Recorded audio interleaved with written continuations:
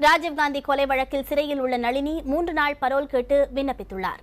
நளினி அவரது தந்தை மறைந்ததை அடுத்து 16ஆம் நாள் கடைபிடிக்கும் சடங்குக்காக 5, 8, 9, 10 ஆகிய தேதிகளுக்கு பரோல் கேட்டு பெண்கள் மத்திய சிறை கண்காணிப்பாளரிடம் விண்ணப்பித்திருப்பதாக அவரது வழக்கறிஞர் புகழேந்தி கூறினார்.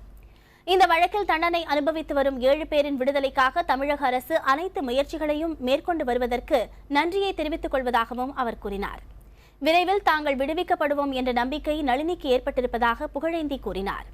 வேலூர் மத்திய சிறையில் நளினியை சந்தித்த புகழேந்தி பேரறிவாளன், முருகன், சாந்தன் உள்ளிட்டோரையும் சந்தித்தார்.